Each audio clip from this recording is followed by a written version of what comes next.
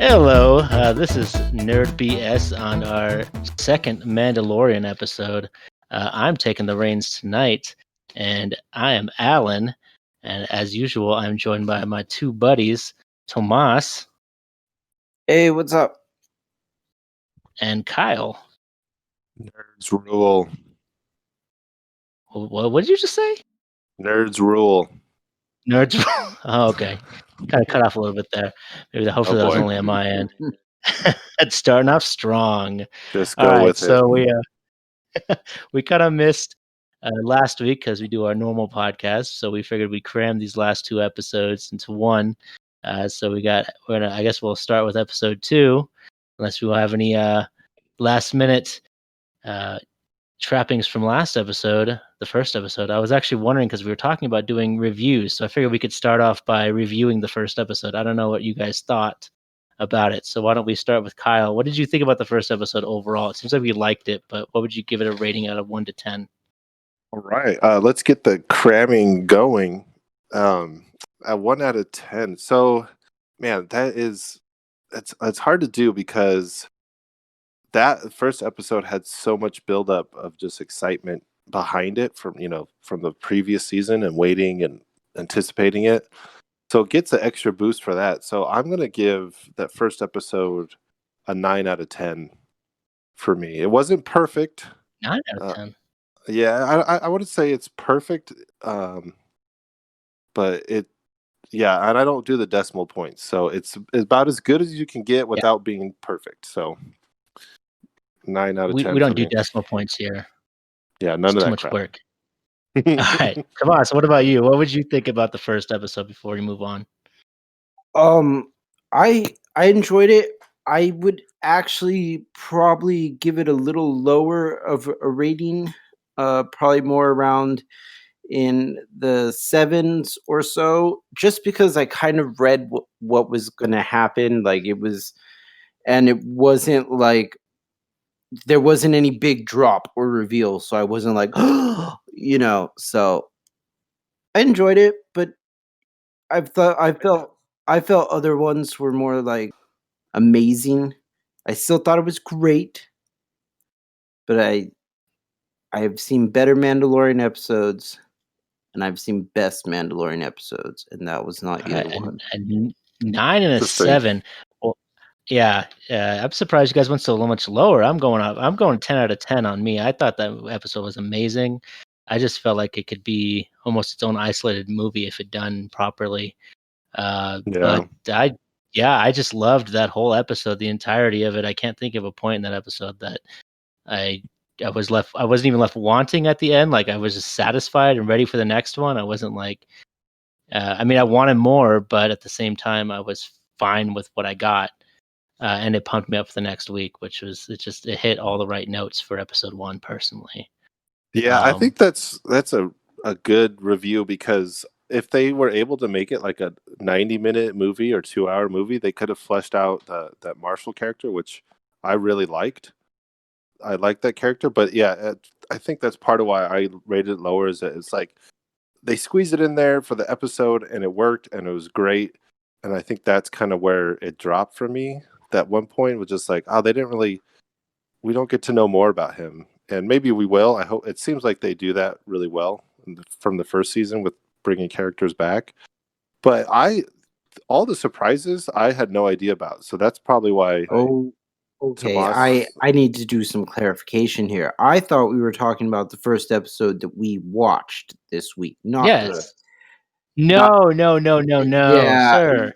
Yeah. We didn't rate it last week, so I was trying to get us to rate it for last week's first. So I'll rewind it. I'll rewind it back. I thought, yes, I will agree with Kyle. It's not a 10, but I would say it's definitely a 9. Episode 1, yes. So episode 1, we got a Season 9 out of 2. 10. 9 out of 10. I still think 10 out of 10 top. See, but it can only go down for you now. So yeah, it's got a lot to live up for. Can't get any better for you. Well, we need to be moving on anyways, because we got 2 episodes to cram into this episode. So let's start with episode 2. So we got our second regular sized episode. I did notice it was shorter, but I guess it was it's the way it is. Yeah. We do walk in with seeing Mando and the child leaving the scene and getting ambushed by some Cretans. That was an interesting combat. What do you guys think about that? Yeah, I actually really enjoyed the whole thing with the Jawa little scenario. I thought there were so many times where I was just like, he should just kill him now. He should just kill him now. But the way that he killed him was perfect. I was like, all right, yes, good way. That was it was just a fun scene. So were they looking for the kid? Because they tell him Yeah, to grab the because in the kid. first season they talk about how the child's being All hunted. right. There's a bounty on the child.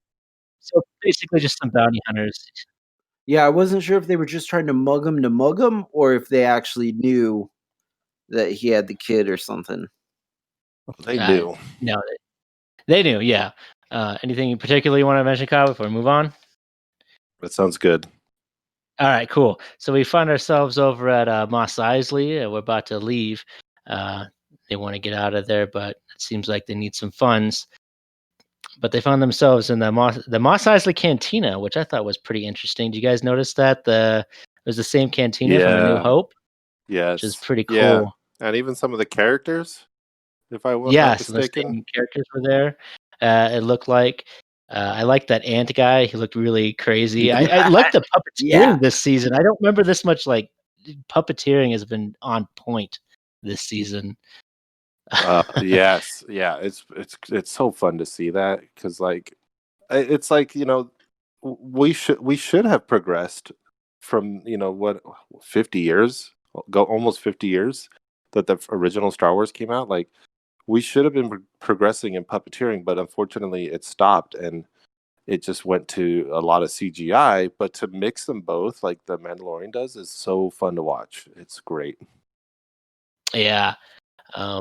I really like that scene. I was just gonna say, what about the ant's name? What was it? Like it was Dr. I didn't Ant? even catch his name. I to be honest, I usually write the names down, but for some reason I missed him. I feel like it was just something Oh. Ant, like Dr. Ant or Mr. Ant or something like when I was reading the They did subtitles. that a couple times because even when the frog race that comes up later, every time they talk, it's just like frog language. Yeah. The subtitles.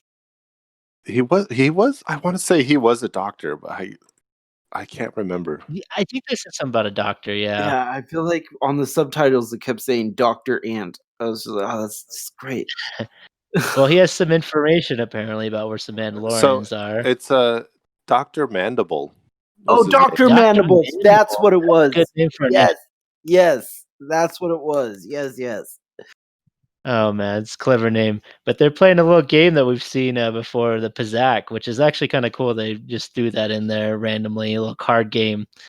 And Mandalorian, needs some information, and he's the doctor. What Dr. Mandible is what you said?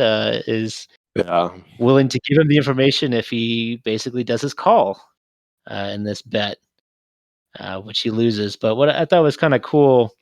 And I would go to it later, but I doubt you guys watched the end credits. I know we're jumping ahead, but it's for the. I think I did, but I don't remember. Recall them. They're just like it's really cool stock images of setups.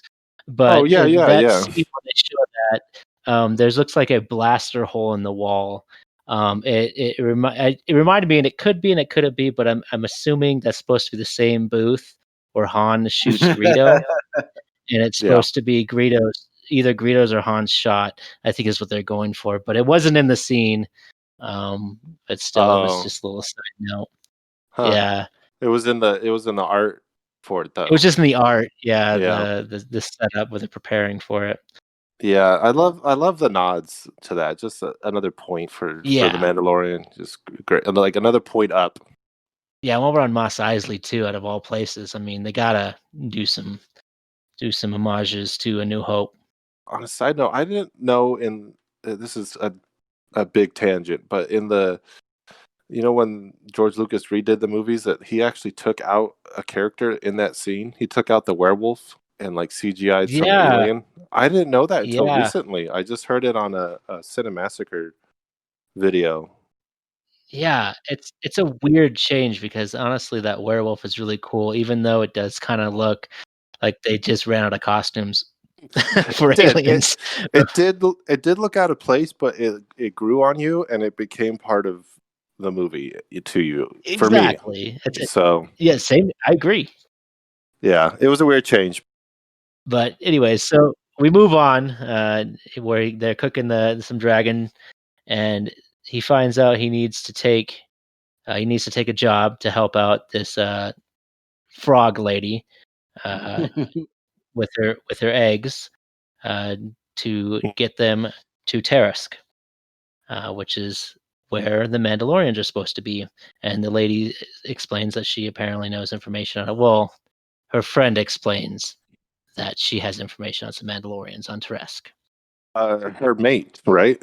I thought she said. Yes, her mate is on Tarisk. Yeah, her mate is Yeah. on Tarisk, and Yeah. he knows Mandalorians. You're right. Yeah. But she needs to get her eggs there.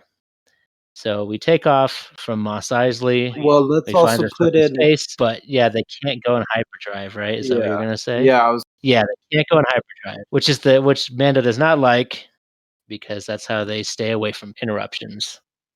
So, anyways, we found ourselves in space, and we're finding our way to Tarask, and we get some company from a very familiar ship. Who do we bump into, Kyle? Well, it was part of the Rebel Alliance, Rebel scum, really. aren't aren't they technically Republic now? I guess. At Yeah, this point, they did have the. Oh, I totally forgot. They had a different name for it. Because right, I think we talked about this. They're not rebels anymore because there's nothing to rebel against. But yeah. what? So The New Republic, right? it's still I'm pretty Rebel sure they're part of the New scum to Republic. me. Yeah, they do look the same. It's an X-wing. It's a awesome looking. You almost think, oh, are we going to see Luke for a second? Kind of vibes because it's two actually. It's just awesome. Well, I just also Yeah. wanted to point out, aren't both of the pilots from the ones that actually blew up the Death Star? I feel like I remember seeing those pilots. The actors I you talking don't about? think so. I was trying to figure out where they placed. One of them looked like Dante from Clerks, and I kept like looking it up, and it's not him. It's not. It's not It's him. not. But I yeah, would have known for sure. but I swore he looked like him, so I kept looking it up. I know obviously it wasn't him. But yeah, I didn't recognize them. They didn't say their names at any point, as far as I know. It didn't. Yeah, maybe, but yeah, they were basically police officers too. The way they were Yes, acting. and that's what that that was definitely the gist I got from it was they were police officers trying to get his credentials essentially. Well, they were trying to arrest him because of what happened in season 1. No, they weren't trying to arrest him though. They were trying to get No. his credentials, which was the problem, and he didn't have them or wasn't able to give them to him. Not at first, Tomas. Not at first. Yeah, that was Oh, later. I thought they registered it right then and there because they go off mic and they talk to each other, and then he goes back on and says, "I'm gonna need to have you stop," or Oh, something maybe like I didn't that. even think about that. It's possible that they could have done that. They didn't say anything about it until later, but that's Yeah, possible. it's true. Yeah, I think. Yeah, they wanted him to send the ping, and he was trying to stall, and he almost, seemed to Yeah. get away with it. And then once they figured it out, that he knew it was he had to take off. Which Yeah, led and to the a frog really very like making noise too. Well, yeah, it led to that, but I think I missed something real quick. Our little friend, the child, finds his way into the eggs, over which is and my over. favorite recurring joke in this Yeah. episode is the child trying to pop eggs. Yeah, the whole I was time. loving.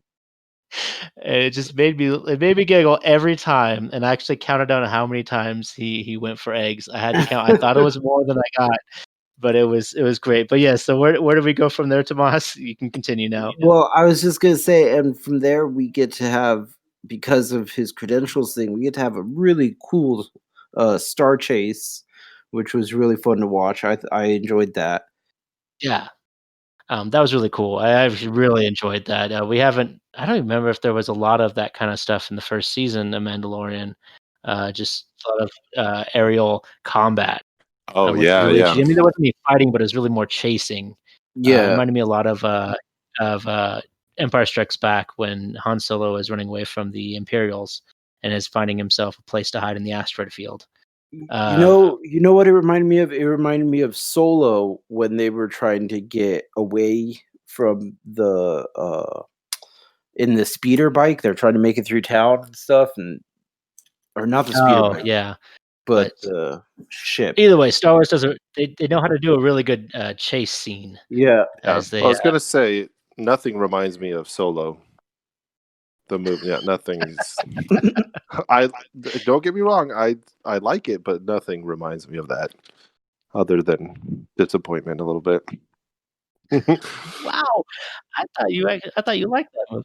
Just the way that Yeah. they flew the ships and stuff, I thought it was very reminiscent, like, with the drifting on the ice and stuff like that was very cool. We haven't Yeah, I could seen see stuff that. like that in Star Wars. Yeah. Yeah, I couldn't figure out what planet that was though. Did anybody figure that out? I kept thinking No. Hoth because obviously Hoth, Ice but planet. Ilum is a possibility. But yeah, it was just an ice planet. I couldn't figure out like the name of it. Yeah, But whatever. I didn't figure it out either. It actually, just to shoot this in there, it reminded me of when Rey in the Force Awakens first flies the Millennium Ah, Falcon. that's a That's good what one. it. That's a good chase scene too. Yeah, that's what it reminded me of because that one's a chase scene. So to your point, Alan, they do it well. They do the space chase very well in the Star Wars universe. Yes, it was very good. Watch for yourself. Not going to go through every bit, but we find ourselves crashed in a cave with the ship, uh, basically stuck and hiding from the X-wings in this cold cave. Uh, and we find ourselves as we find the Mandalorian kind of scrapping, figure out what he's going to do next. And the lizard woman is realizing that her eggs are getting. I got too cold. I've heard somebody say he thought the battery was running out. What do you guys think was happening with the eggs? They didn't really explain what's happening with the eggs. I felt like it had something to do with that the batteries were running out, so it wasn't keeping the container warm. They were getting too cold. Like, So my argument with the batteries is they never like charge it later on. no, So they don't. But she hugs them the whole time later on. yeah, because that's what I got when she put the blanket over them. Was this is they're Hmm. cold. Yeah, and I thought the batteries had to do with charging them. Maybe because Yeah, she filled the pod with the hot water from the springs. Maybe. maybe I didn't think about that.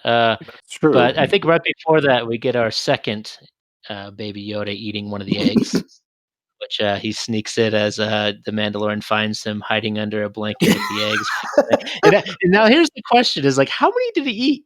I thought it Oh, only I showed know. one, but he could have had like 3, and we don't know. Right? You have no idea. I actually tried to count the eggs, but I just ended up losing count over and over again. Yeah, Yeah. there was So, too many. It wasn't important. It was a good build up though, because you almost thought like that he was gone. The child had been lost or taken, and then he's sneaking eggs under a blanket. It's Huh? like, I didn't oh even think man, about that. Yeah, yeah, like they built I it had up a really feeling he well was going for the eggs, but that's a good idea. That's a good one. I didn't think that it was that he was missing. I just assumed he was up to because his mischief.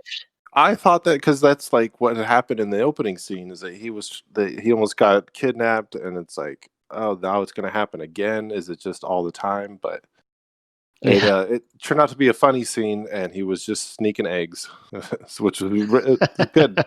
Yeah, it was fun. But he says they're gonna hunker down and then figure out the situation for the night. And the lizard does something that's pretty incredible, where she hotwires one of the droids. And they showed a recap at the beginning of the episode of this. And I thought at first like they're going really far back, but then you realize that's because she uses the droid to as a translator to communicate with him. So that Yeah, was he pretty. does mention it. Yeah, like that he's a killer or something. He says. yeah. Yeah, yeah, he's a killer. Yeah, because he was a bounty hunter after him. I it looked familiar, but I didn't click until he said something. So I'm glad they did that They for people recapped like it. me. Yeah. Yeah. No, I get it. Yeah, I probably wouldn't even noticed either. That's a very common like face for a droid in this universe, so I could have just assumed it was just a random droid party out on his ship. But going back and explaining it, now oh, that's why that's there, because he doesn't know how to clean up. Yeah, hey, that is, and that actually explains a little bit of the character. Like, he's a little bit sloppy, and you see that in Yeah. some of his fighting. He's not like Yeah, the he does. clean cut, like crisp Ip Man fighter. He's a clunky. He's the clunky fighter. He's a little sloppy. Yeah. I also like the thing with the frog, though, getting the droid to talk to him, because I was actually kind of in the same boat as her. Like, he was all getting snuggled down and stuff, and I was like, dude, you made a promise, you made a commitment, Mandalorian. Like, and I'm glad that it showed his. I'm glad that it showed him not fulfill the promise, but then get reminded to, and then he does it. Because it shows once again that he's fallible. It's human. He is looking Yeah. out for himself, and he's looking out for this baby. But And at he's the same, fatigued. He's just wiped out. Yeah. Yeah, we haven't really seen him rest at all. I mean, besides like the bit of sleep he's had here and there. yeah, and then but at the same time, like she was saying, like, these kids will die if you don't get me there. Like. Yeah, as part of the deal, just to Mhm. get me there in a timely manner. Right. But anyways, we move on to him going out to repair the ship. I didn't catch this. I catch this the second time. It had some foreshadowing. I don't know if you guys noticed this. As he's walking over to the ship, you can hear some sound effects coming in the distance. Something moving, and he's kind of looking around. And I think that foreshadows what happens later. I don't know if anybody caught that the first time. I know I didn't catch it the second time. No, I didn't catch that actually. I didn't either.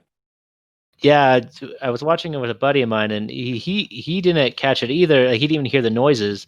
Uh, he just thought he was looking around, like scoping the place. But like you could hear like some rocks moving or something in the distance. And I'm assuming that's what that's what happens later. And baby Yoda, shows up, or the child, and lets him know that she's gone, she's left, and I thought this was a little reckless, but at the same time, I guess she was desperate. Well, I actually love that Baby Yoda shows up, because what I got in my head was like, hey, my food's leaving. Food. My food. I didn't even think That's about true. Yeah. I want some. I didn't even think about that. I thought it was just like, I thought he was just being cautious. Like, he was like, "Hey, by the way, she just like took off. Probably should check that out." Yeah, I just totally pictured like, hey, no, you can't leave. Hey, Mando, she's leaving. She's leaving my food. Well, exactly what Anyways. happened. Yeah, I'm sure you're probably understanding him better than I am. But they chase after him. They find her in like a hot spring with a bunch of eggs around her, which Baby Yoda, as he's trying to collect the eggs with her in this hot spring to go back to the ship to be safe, the child goes over and does what the child seems to do consistently, finds some new eggs to eat, rips one open and eats it. Now I found these eggs were very reminiscent to Alien. I don't know if you guys got that. I got huge Alien vibes. I kind of felt that too. Yeah. It was a little gross. So they get the eggs in the jar, and we get this chase scene with these giant spiders. Now, buddy of mine, I was discussing with him. He thinks that him attacking the egg caused this, but I just think it was wrong place, wrong time. I don't know what you guys think. Yeah, I'm gonna go with, if he hadn't opened the egg, probably nothing would have happened. But he opened the egg, and I think that just alerted, like, oh, something else. I've never seen eggs. I've never seen eggs like, as one egg gets attacked, oh, the rest of the egg's gonna hatch to come after you. Yeah. It doesn't click. Think of it as a spider web mentality, though. You touch one part of a spider's web, the whole good point. on the web. My buddy was saying a hive mind. He was assuming they have a hive mind. I thought that was thinking way too deep into it. Yeah, to me, it was level 2 of a video game where You know, you got out of the beginning, the prologue, the what do they call it, the training part of the game, Yeah. and now you're in level 2. You got to kill the spiders. You know, sometimes it's rats, sometimes it's spiders, and that's I honestly thought that while watching. I was like, oh, this is level 2, episode 2, level 2. We got to get through the spiders. The next episode will be a bigger boss. You know, like so.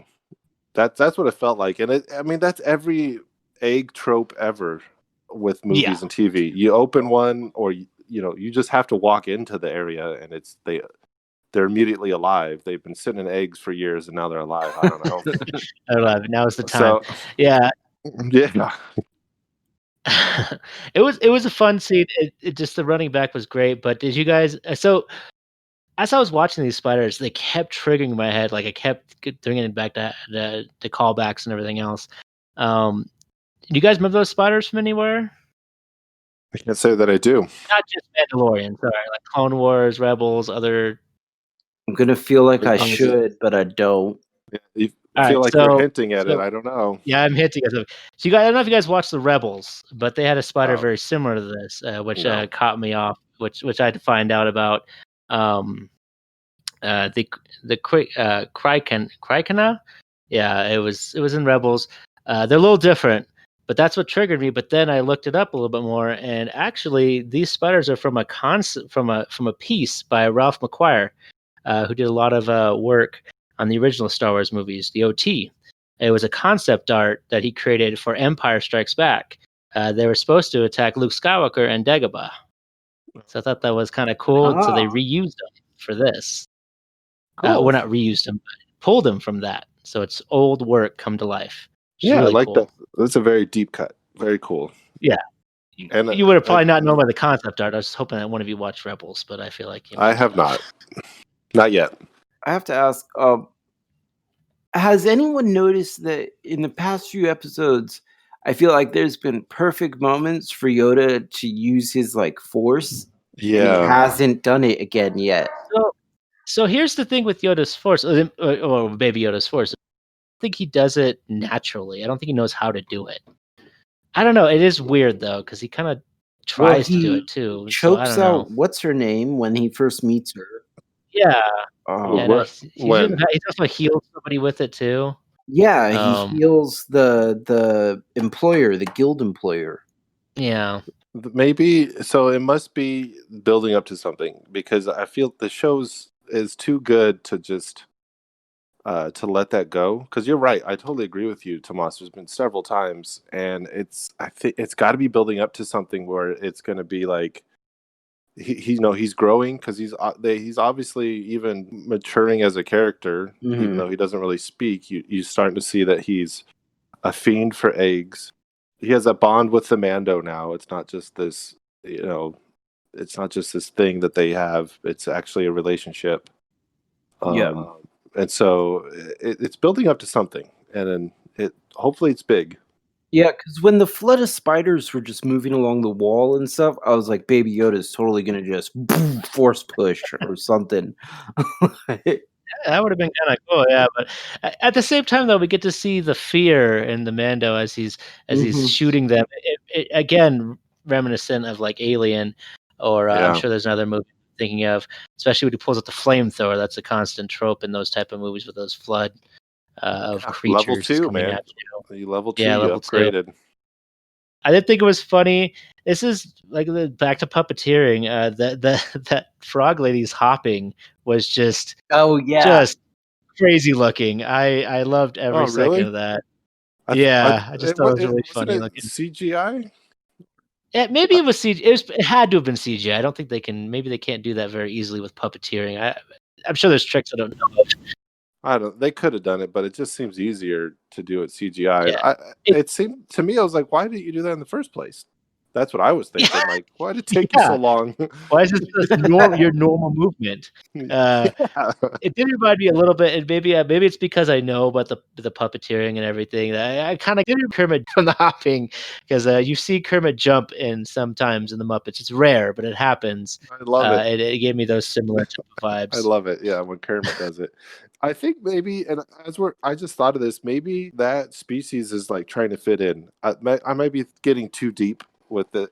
But Yeah, no, you might be completely right on that one. and they would do that normally, but they're trying to fit in with where they live, where everyone there, because we see the next episode, they all stand up straight. Mm-hmm. So yeah, it's true. Stay with Puppeteering for a second. Just when he puts Baby Yoda down and the Baby Yoda runs, it just looks a little ridiculous. Yeah, I thought so too. It just looked really odd. We rarely see him move, so it was like cool to see it, but it does. Yeah, it looks like a. Yeah. Every time they transfer him, it's weird to me. Well, when he put him down and he starts running and then he just picks him back up, I was like, yeah, what were you thinking? He's not going to move that fast. Tiny legs. True. Back to force speed, I guess, if you're going to Right? use some powers. Well, I think like adult Yoda, I guess we have to call him now, regular Yoda, when he was in his prime, he had to use a cane when we saw him, but when he was fighting, he hopped around. He didn't move very fast. But he could when he wanted to. But it was a hopping, like jumping, basically. So it's crazy fighting at the end of Clone Wars. But anyways, but then so luckily the Republic comes and saves them. The same two X-wing fighters come in as they try to take off. A giant spider comes down, and the Republic comes in and saves their butts. Basically tells Mando that they should arrest him, but because of the things that happened, the callback from season 1 when he was in the jail. That's what they're talking about. I don't know if you guys noticed that. They're talking about him saving them in the jail. They saved. He saved those guys, or he saved some Republic people in a jail because they went to a Republic prison. But not those exact guys. So no, not those two. No. It was other people. It was just in their records. They basically told him, "You're technically under. You have a warrant." But because you did this, we should arrest you. But I thought that was a little weak. It's kind of weird. It could just signal that the new Republic is not going to last. Because we all know at this point, we've seen the movies, right? That the First Order takes over eventually, and I guess that's a good point. I like that you said that because that does kind of give you the idea that the Imperials really had this strict order, whereas the Republic's a little more flexible, and maybe that flexibility is not very good. It's not as in this case, they're just letting him go when they probably should be arresting him and then letting a higher up make that call. Right. But they've taken in their own hand. Well, I also was curious though, because of the whole letting him go and things like that. Once again, this kind of boils down to a question I've had earlier. Mando sees what he knows to be Republic troopers. Mm-hmm. How does he know? How does he not know then about the mythical Jedi that led these rebels? You're really on that. Yeah, it really is. He did. I don't think he ever say he didn't know them. I just think he didn't know much about them. Like when they described the first season, but I have to rewatch the first season. I'm just saying, you blow up 2 Death Stars. I think your name gets spread around a bit. But the Jedi wasn't the one who blew up the Death Stars. That was the rebellion. It was Luke. The first one, but he wasn't even a Jedi yet. Yeah, when he blew up and they didn't go, the Jedi's on our team. They just blew up the Death Star. No, they would. The rebellion blew up the Death Star. Actually, by the time Luke became a Jedi, he was very quiet about it and didn't announce it. And I think what you said, Tomas, almost answers your question, where you said the great mythical Jedi, they are a myth at this point, and even if he has heard of them, he has no idea where to find them. But then why would he trust in this Ashoka, someone he's never even heard of? Why not trust him? Because the Mandalorian told him to find him. Yeah, all right. Sorry. It will be all in due time. Yeah, we wrap it up as he finishes repairing, quote unquote, repairing the ship to the point where they can lock the cabin. I love that. I love that part. Mm-hmm. I did as well. It was so realistic. Yeah, I was one thinking when they break down in The Empire Strikes Back. I love that movie, but it was so easy for them to fix it and then move on. It was never a big process. That was just to like develop more of the characters in the story. Yeah. Where this is like, this is a problem, like, and we'll learn more about it in the next episode. But just seeing it like clunker through space, where it's like you never see a ship in space fly so terribly in a movie. So it was awesome. Yes, this episode's really fun. So we've gone through the whole episode. Unless you have any extra notes, buddies, why don't we give some ratings out? I think I let Kyle go first for the last rating. So, Tomas, what would you rate episode 2 of The Mandalorian? Like I said previously, I would rate it probably at about a 7. I enjoyed it, but there was nothing that was like blowing me away or anything. I was thoroughly entertained. But like I said, I've seen better Mandalorian episodes, and I've seen even better Mandalorian episodes. So Yeah. Okay. Yeah. All right. What about you? So yeah, I think we are on the same page now, Tomas, because this one for me, I'm gonna go with a 6 because for a couple reasons. I didn't realize it was shorter. You mentioned that, Alan, earlier. Yeah. And that's not so much of a knock because I just didn't know, and it took me off guard, and it was like, oh, dang it! All right, you wanted a little bit more. And this episode didn't need to be shorter, anyways. Yeah, I mean, it didn't need to be longer. it didn't need to be, but I wanted it to be. But like, Yeah, I I feel understand. like the spiders were done well, but the whole spider thing, I'm a little tired of personally. And we didn't get Mhm. much lore, although maybe it'll come back with the whole New Republic thing later on. The puppeteering was great. It's just like compared to the first one, it was like, whoa, okay, this is definitely filler. Not nearly as exciting. The only good part for me was that I watched it back to back with episode 3 because I was behind. So I actually got like, oh, okay, I want more. I'm going to get more, and it just autoplayed, and it was great at that point. But I'm giving it a 6. Mm-hmm.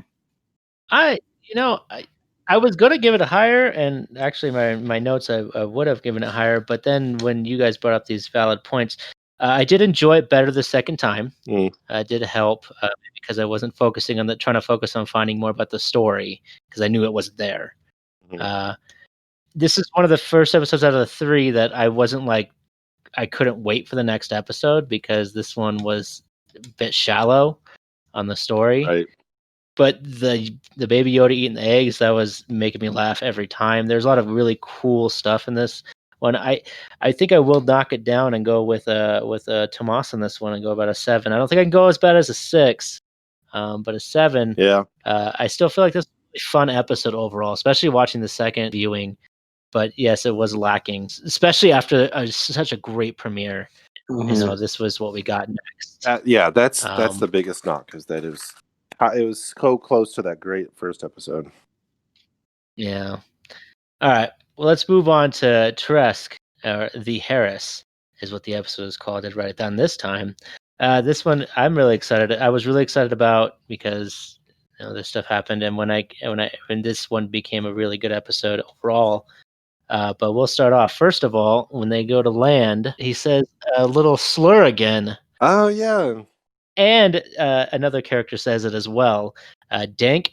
Yeah, I actually didn't catch it at first. So I'm glad you just said it. Yeah, because I actually didn't catch it the first time. Yeah. I don't know if I'm still curious what they're going to come up with the meaning of it, because last time I looked, there was no meaning yet, but I'm almost guarantee like scruffy looking nerf herder. Eventually we found out a nerf was a certain type of animal, and so a herder was like a slur of that, I guess. So I'm curious what Dank Ferric is going to mean. They're really pushing that. They're really pushing that thing. Yeah. They're trying to get it into the lore and into the meta of pop culture right now. But I don't think it's going to work. Anyway, so we move on. It goes to try to land. It falls in the water. They crane it out. So close. And I thought the crane was kind of cool. I know, it was so close. I thought the crane was really cool because, yeah, it gave me AT-AT vibes. Yeah, that was really totally. Cool. Yeah, it did bring up some questions like, are we on a safe planet? Because this looks, like you said, like an Empire machine. Yeah, but yeah, nothing really seems to be safe with the Mandalorian, though. I guess I was assuming more of just like a salvage, like they salvaged an AT&T, ATT. AT-AT. I figured they scavenged that and are using it as a crane, is what I was Yeah. thinking. Here's my thing though. Do we know which planet this is? Because is this the planet from the Clone Yeah, Wars? Terrace. Oh, I don't know if it was in the Clone Wars. It may have been. It's been a while since I've seen a lot of those early episodes. Where they have the whole underwater battle, remember? There's a couple water planets. Are you talking about the original animated one? No, it was later on in the series. They go. I There's more of. don't think so, but I could be wrong. I didn't look it up. I haven't watched a lot of the earlier Clone Wars episodes since they aired a long time ago. I haven't gone through and watched them all again. Because aren't the two races on this planet enemies? I thought they were enemies. Like, Mon Calamari and the Quarren? yeah, I thought they fought each other. This doesn't feel like it's ran by either Mon Calamari or Quarren. This feels like a water smuggler's den, kind of, a fisherman port. I don't feel like there's any. Kind of like a water hut. Yeah, kind of like that. Like it's independent of a lot of that. Yeah, it reminded me. Have you guys played the Jedi Fallen Order yet? Yes, I have yes. not. The video game. So I haven't beaten it yet, but the tutorial level is on like a salvage planet where you're kind of running through. You're just running through machines. That's what I thought of when I saw it. It was like and I didn't look into anything deeper, but that's what it reminded me of, was just all this machinery and like not so much a smuggler's den, but just a salvage planet and just a lot of workers. Yeah. They don't really have like a hierarchy, but they're all just kind of living to survive. Because the feeling that I got was like this is what was the remains of the Empire's controlling over the Mon Calamari. I know it's not the Mon Calamari planet because I can't remember remember what it's called. Okay. But it's not Teresk, I'm pretty sure. I could be wrong. It's been, my lore sometimes escapes me. Okay. Mainly I was thinking because of the rebellion, Admiral Akbar. I thought maybe the Empire had been really hard on the Mon Calamari, and this is why their place was. Yeah, the Mon Calamari planet was under the protection of the rebellion in a sense. I mean, they were loosely allied. I know there was an issue where Admiral Akbar was really adamant on doing it, and there was a select few, but they were having issues wanting to ally themselves completely because of that exact reason. Okay. Interesting. I did not know that. Yeah. Again, this could be legends at this point, but I remember that was a thing back in the day. Anyways, so we move on. We crash land. He pays the Mon Calamari to fix the ship. We see the two frog people meet up, and he tells them where to find. Like, what I remember. I guess I missed exactly what he told them, but it sounded like he told him he saw them at the restaurant. Is what I'm thinking, or they were just. What I understood was because he couldn't really understand him, he just points to like the restaurant, and he's like, "Okay." Oh, okay. So they and the child was acting hungry too because he kept staring at the eggs. Yeah, Okay, I think he like knew somebody that had seen him, or just another person that he had to go track But down. you did notice that someone was already watching the Mando, right? Yeah, that's true. Yeah, I watched it twice, and like the first time I caught it, but I didn't know who it was. Second time, I think it was Cosco Reeves, which is one of the Mandalorians that we talk to later. Okay. Yeah, it was. I mean, we're jumping ahead if you want, but it's one of the Mandalorians, and that's how I'm not going to go any further than that. But then we find ourselves in the restaurant where he feeds them that delicious-looking chowder. Baby. The only thing I liked about it was on tap. Like, just slide it over. I know. Chowder on tap. I did kind of like the whole, if you're going to sit here, you better order something because there's not enough room to go around. I thought that was kind of interesting. But then he pays him off, which was a different currency. I haven't seen those type of credits before. I was wondering, like, did he go to an exchange or something to swap it around? Well, actually, if you remember, in the very first season, he gets the job from the guild guy, and the guild guy gives him those 3 coins, and he goes, "What am I going to do with these? These are worthless." Really? Yeah. Oh, that's a deep callback. I did not remember that. Good job. Yeah, I did remember good that. job. I didn't remember that at all. But anyways, Yeah. well, I assume that's the currency in the area, or it's worth something there, because he gives them the information about the fishermen, and we see that little, yeah. yeah, we see the little squid though, which was kind of fun. Stop playing with your food. Yeah, I did. I didn't notice that, but that's supposed to be a vibro knife. Another friend of mine texted me. We were talking about it, and he brought up as a vibro knife because it was making the vibration noise in the first episode that I never caught.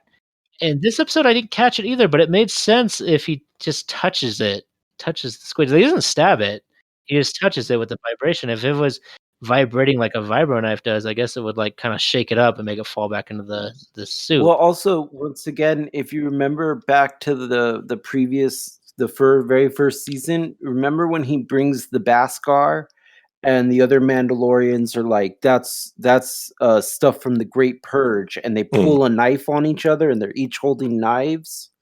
If you remember, at that Yeah. point, the knife's vibrating as well. Like you can visibly see the blade shaking. Yeah, you don't remember that, Alan? Come on, you got to keep I guess up. I don't remember that, yeah. No, I'm just kidding. Tomas is pulling all this stuff from season 1 out, and it's blowing my mind.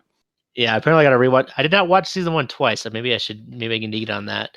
But anyway, so he like touches it, it stops, so they finish their meal, and they find themselves on a fisherman vessel hunting Mandalorians, and the captain, very suspicious. yeah, Boat. the captain like, hey, you want to see us feed the sea monster? And he seems reluctant.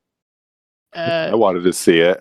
Yeah, we didn't get to see much of it. Yeah, it was like a weird snake thing, or like eel. It kind of reminded me of like a water version of what swallowed Boba. Sarlacc? Yeah, like a water sarlacc. I mean, the original Sarlacc maybe, but I mean, then in the remakes they added a big old beak onto it. So. They added a piranha plant in it. Yeah, I could see that though, but this one definitely seemed to be moving around. It wasn't like stationary, which is interesting. I wanted to see it. Yeah, I would just totally got suckered into that. I got the impression that it powered their ship because he said something about like it getting tired and stuff like that. Like maybe I didn't catch that, but I didn't think about that. I just thought it was there like maybe to eat scraps or something, but maybe it does move the ship. It's I guess it could, but it's clearly there just to sucker people.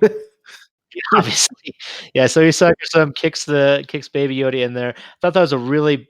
It's obviously CG, but it was done really well. Where he kind of falls in and then immediately closes the thing, like before he goes under. That pacing was really done really well. With then Mando diving in after it. I don't know. I just thought that looked really cool, and then just watching him struggle for a bit. I guess I feared for him, but at the same time, I kind of knew he was going to find a way out. I mean, I didn't think that's how the show was going to end, although that'd be interesting. I don't know what you guys thought. Yeah, I knew he had to get out, but I was like you, Alan. I was like, well, if he's going to get out, he better freaking do it. Like, yeah. I was surprised that they kicked the baby because it means they didn't know who the child was. They weren't aware. Yeah, they just knew that he was protecting. They just wanted the Baskar. They were interested in that Baskar. That's what they wanted. That's right. Yeah. But from the previous episode, those people. Well, I guess they didn't really want the child. Well, they knew about the child. We talked about it. So it's just like not the whole galaxy doesn't know about the child. It's just the bounty hunters. Like I think they put out a hit on it or whatever, or a bounty on it. So I think it's just only people who are in that line of work really know. That makes sense. But anyways, we have these Mandalorians fly in, and they help him out. And afterwards, we see a familiar face. I was stoked at this happened. We saw Bo-Katan from the Clone Wars. I just finished the Clone Wars not too long ago after watching the first episode because I hadn't watched the latest season. And just this afterwards is so perfect. I loved her being there. I love that she was played by Katie Sackhoff, who was the voice actor who played her in the Clone Wars. I love her because she's also was in Battlestar Galactica, Starbuck. So it was just a rush of feelings when I saw her show up, which is really cool. It was the whole thing was really fun. I don't know what you guys thought about that whole situation. I was confused because they immediately took off their helmets. That is true. That did happen. And he comments on it, but it just they didn't really explain much Well, I about. got that it was because so this is what I got. When as soon as they landed, I knew who it was because I recognized the armor colors.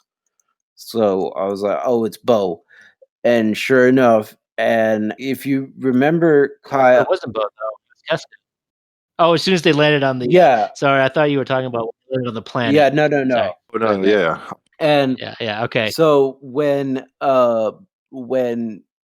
she pulls off her helmet and they're talking about it, they say that he was what was it, of s- a child of the watch, yeah. Yeah, Child of the Watch. which I mean, in my from what I understand, that would probably mean he was picked up by Death Watch, right? No, this is a different clan. So that you're onto it. But this is so Death Watch was actually taken over by Maul during that point in the Clone Wars. Uh, they're more like the normal Mandalorians, like from like Bo, except for they want to focus on the warrior side. This the clan that they're talking about, the Watch that he's in, is more like a cult. It's more religious. Okay. It's a Yeah, little different. I just understood it when she said a child of the watch. I was like, "Oh, Death Watch." I thought about that too, but then I thought about it a little deeper, and I don't think they're associated. All right. Just two different clans. It just kind of shows you that there's a lot of different clans out there of Yeah. Mandalorians, and they all have slightly different views and beliefs. that's true. But you were going really good though, and that's why I was like, oh man, I want to see you explain this. But Yeah. they're from the clan Kreese, which we know about in Clone Wars. Yeah, like you said. I Uh, know Bo-Katan is not from Death Watch. I meant who picked up Mando was yeah. from Death Watch. No, I know who you're talking about. Yeah. Yeah, that's what I meant. Because Okay. I thought the same thing, but they're slightly different. All right. But anyways, let's move. Yeah, unless you want to say something, Kyle. I don't know those characters because I didn't watch any of those shows, so I just thought Oh, it was more Mandalorians. it is more Mandalorians. That's all that really matters. It is. I think like you guys seem to know what's happening. I felt like a little cheated. Like, wait a minute, I thought that was like the whole code, and maybe they'll explain more of it later, or maybe I need to go back and watch those other shows. But it's like, wait, that was like a Yeah, big deal in season one. That was like a huge deal, and now it's like, oh, everyone's doing it. Every episode, you see, with the Boba Fett armor, and now yeah. with these characters, it's like, Yeah, okay, I think the Boba Fett armor was like the Trojan horse in that whole fact. That's like, oh yeah, well, this is setting you up for thinking that only people who take off the armor have stolen it somehow. that's true. But that's what he thought though, because he asked there, he goes, "Where'd you get that armor?" Yeah, I think that's perfect for like Kyle's point of view, who came in not watching the Clone Wars, because he's thinking in the Mandalorian's point of view, where wait a Yeah. minute, these guys are not Mandalorians. Obviously, they somehow stole this armor. Well, and I also I've played Knights of the Old Republic, those two games back in the day on the Xbox, and I recently played them, and you get a Mandalorian on your team, and he's just you know batshit crazy, and like he's loyal to your group if you talk to him right, but he also just wants to kill. It's like a weird, Yeah, and and that's like the old stories. So traditions change and all that, but it's like they're also very prideful. uh yes. what is it, culture? I don't even know. They're not like a race, I guess. But the Bo-Katan and Keska Reeves and the unknown or unnamed male Mandalorian that's with them, that I never said a name for some reason. I kept Yeah, he's waiting just to write there. it down.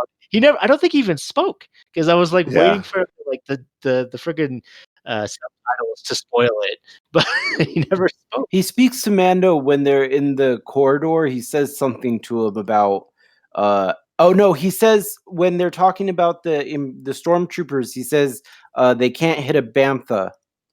Oh yeah, he does say that, but it doesn't give like a name. I No, think it he's doesn't. unnamed Mandalorian. But they're all part of her owl. Her owl. Yeah, they're supposed to be part of the Clan Kreese, which is where they're from. Yeah.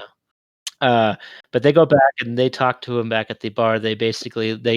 Mando is hesitant of them because they take off their helmets, but they basically ask if he'll go and have a drink with them too, so they can explain. And they essentially explain that they're trying to get their planet back, which is called Mandalore. That's right. That's Yeah. the character's name in the game. Yes, in the old lore, and I think it is still canon. I'm not sure, but usually the leader of Mandalorians is named Mandalore, and the planet is Mandalore. So it's one of those situations. Planet Vegeta. Yeah, Planet Vegeta with Vegeta. Yeah, you know how it goes. I also got the impression that. Well, no, I mean I didn't get the impression because Mando actually says this outright. It was interesting to me that Mando, when she says, "I want to retake Mandalore," he goes, "The planet's cursed." Yeah, and that made me wonder too, because I don't know if you're going to bring it up. I hope I didn't cut you off on that. No, But go for it. yeah, but be curious because I just watched the end of Clone Wars, and last we saw Mandalore, the Mandalorians were taking it back from with the help of the Republic at the time. But I guess Order 66 happened not too long after that, so I'm assuming the clones that were there just kind of took it for the Empire, and they kind of ruined it for them somehow. So I'm curious to see where that's going to go. I wonder if we're going to go to Mandalore. That'd be kind of cool eventually. Well, I'm under the impression that Gideon. I'm under the impression that Gideon was in charge of the purge. That could be it. It's very possible because he has the Darksaber, and that's one way he could have gotten it. Well, technically, Sabine got the Darksaber, but we'll go back. We'll figure that out later, hopefully. Yeah. I'm sure they'll explain in some regard, and I'm curious if we're going to see Sabine as well, because she's also a Mandalorian, and she was in Rebels. So I'm curious if she's going to show up at some point. But anyways, they explained that they're trying to steal this weapons shipment that I think they're the First Order is what we can call them now, or the fetal version of the First Order, where they're trying to create their army and move some ammunitions. And they want to take those munitions, and all they tell them is that they want to take the munitions so they can help their cause. Which then we lead to one of the coolest, in my opinion, one of the coolest parts of the episode is when they go and try to take that barge. That was pretty. Any highlights you guys can think of that was just really cool? Well, I mean, it shows once again but this kind of leads to the question again of how they killed so many Mandalorians in the first season. You just watch these guys just light up Mando, and he's just like deflect, deflect, deflect, deflect. It's like nothing hits him. So I will say that this is a different crew. This is the Clan of the Kreese, and this Mandalorian that we've been following obviously is a more advanced Mandalorian. Kreese is also used to working together consistently, but they're also the heroes, and so obviously. Well, yeah, but I mean, it's just like sometimes I feel like that those kind of scenes end up shooting you in the foot about the whole thing about like, oh, stormtroopers are really good. Really, look at the. Yeah, and that when they said couldn't hit the side of the bantha as well, that kind of threw me off as well because that's a big thing. Yeah. They like to say the stormtroopers are good, and plasteel is what their armor is made of. It's supposed to deflect blaster bolts as well, but obviously it never does ever. As far as I've seen, yeah, because they're the bad guys. And I think the whole where they catch them in the control room. Oh, that was great. That was cargo. smart. What was smart about it? What do you mean? Yeah, that was interesting. But I was just like, really? I know the Empire. They're the bad guys, but they're that inept that I mean, I guess maybe it's just that leader that make that. Well, yeah, but for me, it was smart of the Mandalorians to basically they trapped them inside of there to the point where they were in chaos. They didn't know what to do, so they just reacted. I don't think personally, I don't think the Mandalorians planned for that. I think they were just attacking them, and then they made a call and they reacted. Yeah, well, because didn't they get? Was that before or after they got stuck? I think that was after when Mando went balls in. After Mando, Yeah. Mando went. Yeah. Yeah, I don't think they planned it, and it was a bad move on the I leader's don't part. think you're giving enough creativity to the Mandalorians. I just don't like the fact that everybody just thinks they're because they're people. They're supposed they make mistakes. They're not like these masterminds. And this is also the Empire, which is also supposed to be really good at combat. Obviously, in this situation, it wasn't, but still, it just seemed a little odd. They're trained. Yeah, they're trained Um, as well. I don't. I was talking to a buddy that said the same things. Like I thought they were supposed to be these awesome, fighters and all that. And it's like, what were they though, or did they just love to fight? Like that was what I thought of them. Like, that they just liked Because we fighting. know that they go extinct. They go endangered or extinct all the time. The Mandalorians, they become like minuscule and mythical for a reason because they keep dying. Well, I thought it Yeah. was because the Empire feared them and what they could do, because they were the only other star system to have really conquered. Yeah, they are there's something to fear about them, but they're still not, I mean, they're not gods and they're not exactly super smart because they make really rash and dumb decisions sometimes because they like combat so much. Yeah. So they will choose a decision to fight over a smarter decision that could have been something else Strategically entirely. sound. Yeah. Yeah. He's Yeah. he's no Jedi. That's all I have to say about it. That's all I gotta say. I was When also going to say, Alan, didn't she tell him what they were doing? She said that they had something of hers that they used to belong to her. No, they didn't. She said that they were, at least I don't think so. I didn't hear anything I like thought she said that they have something that was mine that used to belong to me, and I need it to rule Mandalore. I don't remember I that. do not remember that at all. You're gonna have to confirm I could, that, Tomas. yeah, I could be mistaken, but even the second time, like I was like pausing and stuff on a lot of the things they were saying, and I got the Mandalore thing, but I never heard anything about something she was missing. And when we find out later that there is, but like after that scene, we find out they get the munitions because he's going to leave. Remember, because he says, "Okay, we got the munitions. It's time to go." And she basically says, "No, we're taking the ship." Yeah, and I thought that's when she tells him, there's something I need. Maybe right then, but I don't remember anything because I don't remember hearing anything about the dark saber until she gets to the Okay. cockpit. I could be mixing it up. I got a little mixed up too. Obviously, like I couldn't even remember the fight sequence with all that. I thought it was cool what Mando did, but I also knew, like I just knew before they went in that what they were doing was not what they said. Like I just like it's set up that way. At this point, I don't trust anybody that Mando talks to. It's like they're not just gonna go get some weapons. They're gonna take the whole ship. They want power and they need a lot of it. So Yeah. I kind of knew it wasn't like a surprise. We're like, well, we're gonna take the man. Even Mando's like, well, it wasn't part of the deal, but geez, what am I gonna do? Yeah, yeah. But anyway, so they go for the cockpit to take over the ship. That's where we find that cool scene, which I thought was a little weird because it seemed like there was like what 2 or 3 stormtroopers on the other side, and like they just stopped shooting. The Mandalorians did. It's like eventually one side's gonna win. I don't know. I felt it was unnecessary. It felt like it could have been. I guess they were running out of time. Yeah, because they were know. going to Yeah, jump. But it was they still were gonna jump. They were running No, out they of weren't gonna time. jump, diving the ship Oh, into I'm the thinking water. of a different time then. I'm thinking of when they were going up. Yeah. So they get through that, and they find themselves in the cockpit.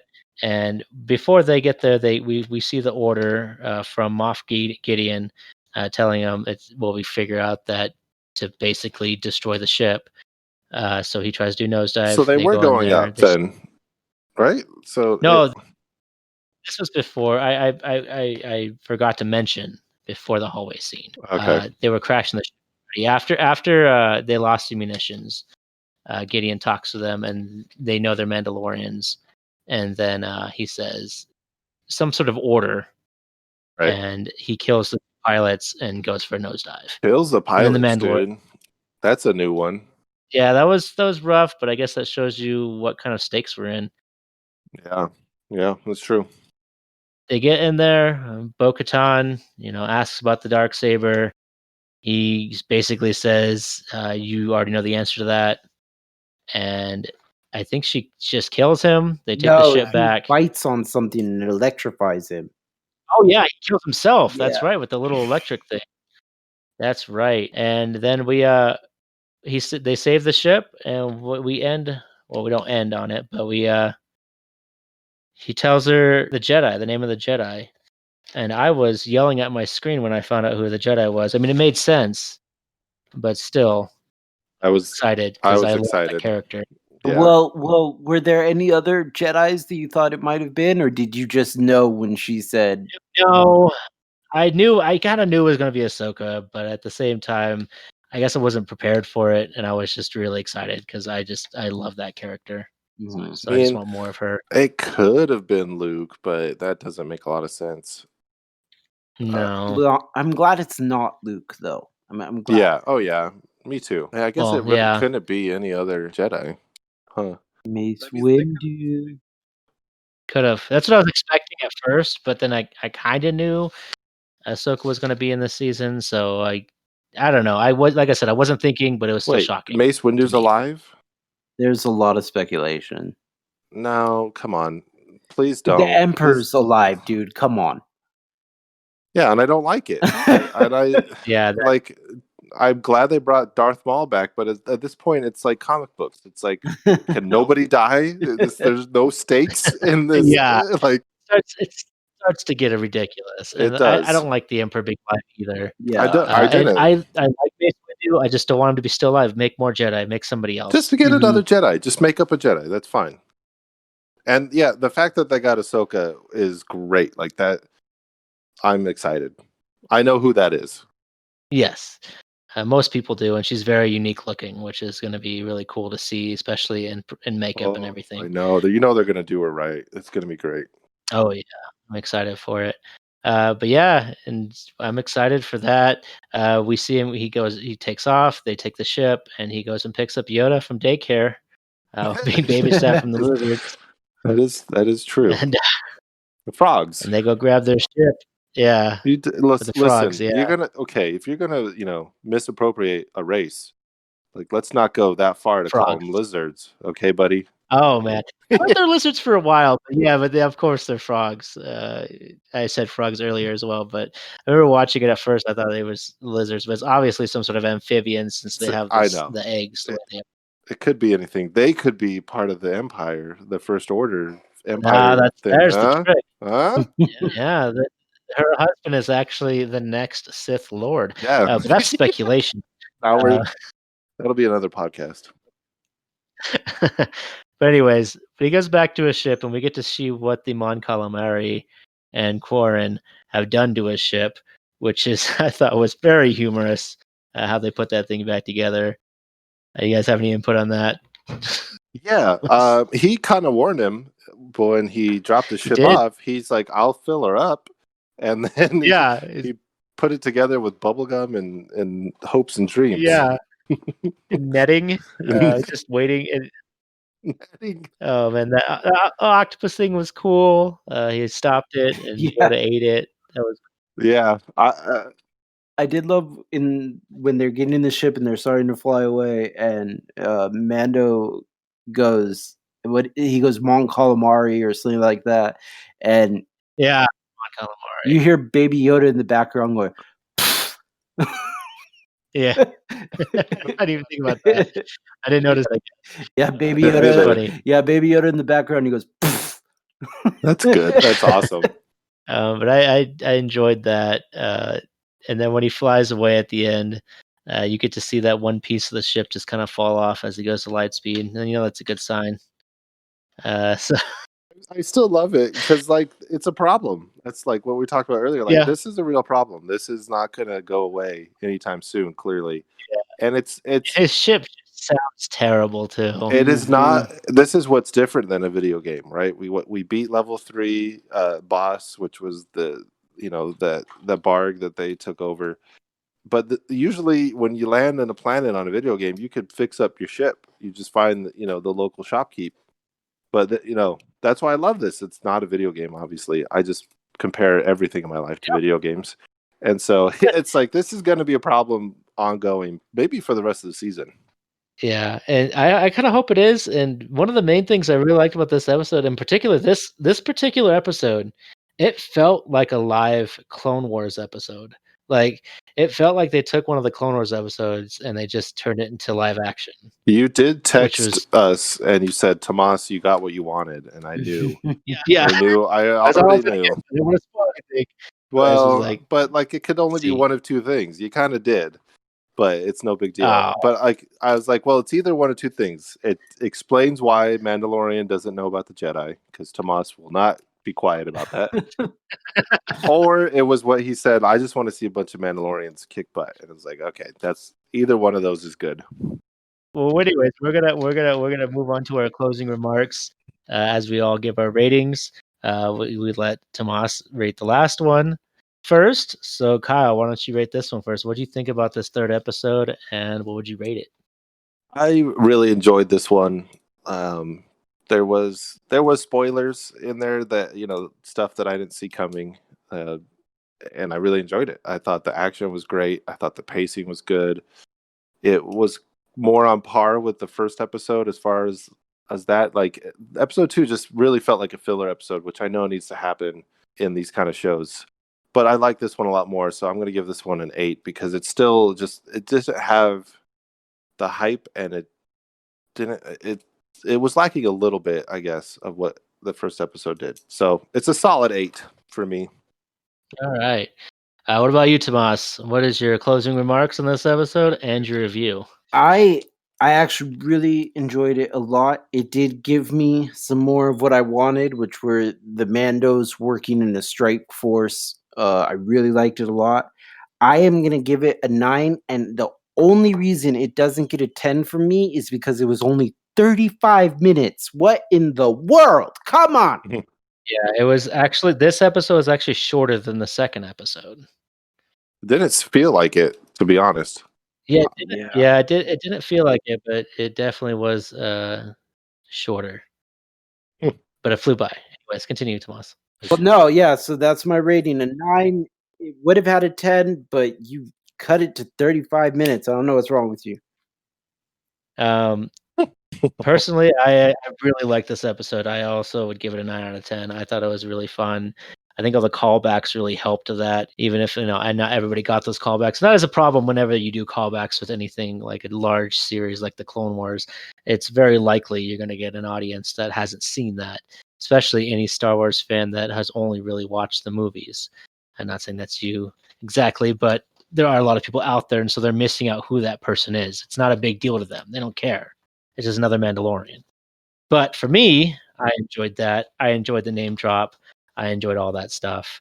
And I can't wait for more. And that's exactly what this did. And this made me gave me this episode in particular gave me so many theories of where this show could go, because maybe we will get rid of the child, as in he'll find his place in the galaxy and Mandalorian will move on.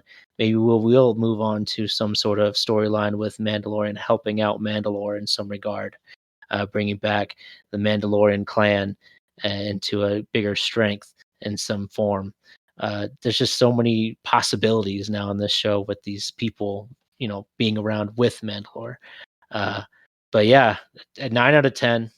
Nice. Great episode. Not as good as the first, but still really good episode. Especially for a long time fan who's just kind of waiting for this stuff to kind of meet together. But anyways, but unless anybody else to say, I think that's pretty much all we're doing today. We ran really long, but we're not going to have a Nerd BS next week, so I guess this will make up for it in a way. Well, any closing remarks, anybody? All happening. It's all coming together. Yeah, I'm loving it.